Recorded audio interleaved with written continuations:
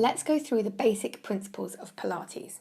Before you embark on any Pilates regime, it is so important to know and understand these key basic principles to ensure that you do the exercises properly and get the most out of your workout.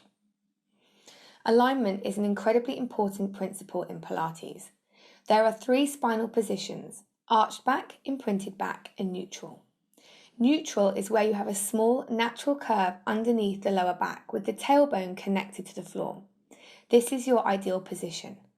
Do not increase this natural arch, as this is incorrect and could cause lower back pain, as this position encourages you to use the wrong muscles. An imprinted spine is where the pelvis tilts towards you, causing the lower back to press down into the floor. The front of the hips tighten and the tailbone can lift up. This is also incorrect. As well as alignment, breathing is an important Pilates principle. Bring your hands to the front of your rib cage. As you breathe in, feel that your ribs open and expand. Allow each muscle between each rib to open and stretch beneath your hands. Now we coordinate this with connecting the lower abdominal muscles. This is an important muscle that supports the lower back and when used correctly flattens the stomach, creating a lengthened, toned physique. Imagine a toothpaste tube.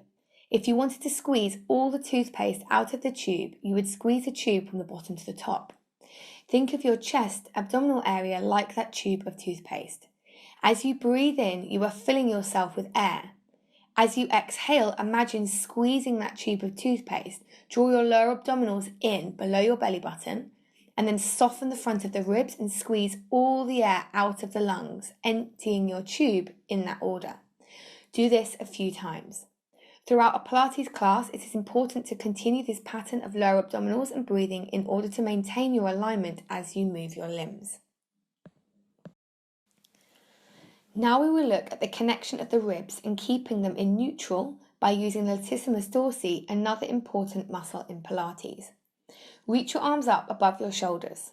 Now slowly move your arms behind you and try to maintain the connection of the lower part of the rib cage onto the floor. Keep the front of the ribs soft and connecting down towards the front of your hip bones. Be careful not to reach your arms too far back, as this will result in the lower ribs lifting and you arching your back.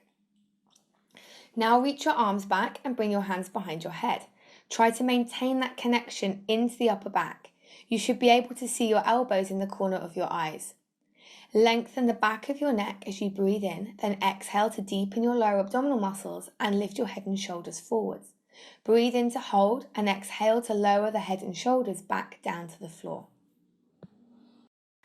Now let's look at these important connections from another angle in 4-point kneeling. Firstly, let's get your latissimus dorsi connected. See how the shoulder blades move on the back of the ribs. Try this a few times and then find a point where your shoulder blades are in the middle of these extremes. They shouldn't be sinking, but not hunching and rounding the back either. Look forwards, and now, without allowing the shoulder blades to move or the hips to lift, come into a plank position. If you maintain the perfect alignment of your bones, the whole body is connected and strong. Now with these principles in place, you should be able to flow freely and efficiently through the Pilates exercises. If you keep practicing Pilates regularly, with these basics always in place, you will be sure to reap the benefits of the Pilates method for many years to come and enjoy a strong body free from pain and stiffness.